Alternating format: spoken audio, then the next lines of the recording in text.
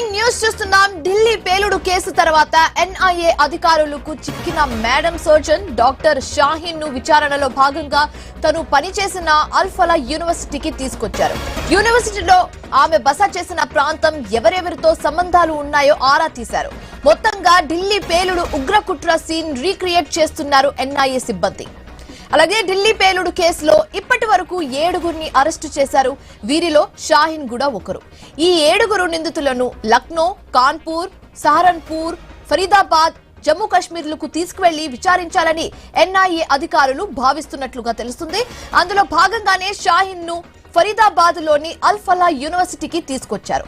ఇక్కడి నుంచి లక్నో, కాన్పూర్ లకు కూడా తీసుకువెళ్తారని సమాచారం అందుతుంది.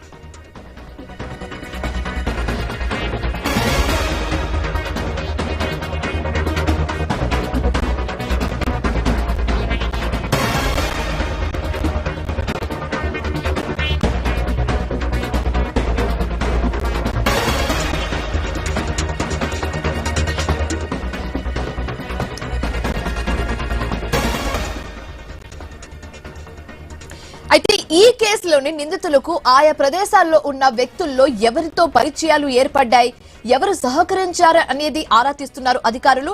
ఉగ్ర నెట్వర్క్ తో మరికొందరు వైద్యులకు కూడా సంబంధాలు ఉండే ఉంటాయని సందేహిస్తున్నారు. హాస్పిటల్ ద్వారా టెర్రరిస్ట్ కార్యకలాపాలకు పాల్పడుతూ సాయం కోసం దివ్యవంతులైన వ్యక్తులను రిక్రూట్ చేస్తున్నట్లుగా గుర్తించారు. ఇదే ఫరీదాబాద్ టెర్రర్ మాడ్యూల్. అయితే దర్యాప్తులో షాహీన్ కీలక అంశాలు వెల్లడించినట్లుగా తెలుస్తుంది. 2 ఏళ్లుగా అమోనియం నైట్రేట్ వంటి పేలుడు పదార్థాలను సేకరిస్తున్నట్లుగా అంగీకరించగా వీటి ద్వారా జైషే సంస్థ చెప్పినట్టు భారత్ లో దాడులకు ప్లాన్ చేస్తున్నారు. విచారణలో మరో అంశాన్ని కూడా దర్యాప్తు అధికారులు గుర్తించారు. ఇదే కేసులో అరెస్ట్ అయిన డాక్టర్ ముజ్మిల్ డాక్టర్ షాహీన్ ను తన భార్యగా చెప్పినట్టుగా అధికారులు వెల్లడించారు. అల్ఫలా యూనివర్సిటీ సమీపంలోని ప్రార్థన మందిరంలోనే పెళ్లి చేసుకున్నారు. ఉగ్ర నెట్వర్క్ లో మేడం సోజన్ గా గుర్తింపు పొందిన డాక్టర్ షాహీన్ భారత్ లో జైషే మహిళా బ్రిగేడ్ ఏర్పాటు చేసింది. ఆన్లైన్ కోర్సులు ప్రారంభించింది. చాలా మంది మహిళా వైద్యులను సైతం ఉగ్రవాదం వైపు ప్రభావితం చేసి ఉండవచ్చని దర్యాప్తు అధికారులు సందేహిస్తున్నారు. అందుకే అల్ఫలా యూనివర్సిటీలో ఉన్న ఉగ్ర మద్దతుదారుల కోసం వేట కొనసాగిస్తున్నారు. సీన్ రీక్రియేషన్ ద్వారా వారిని గుర్తించే పనిలో పడ్డారు అధికారులు.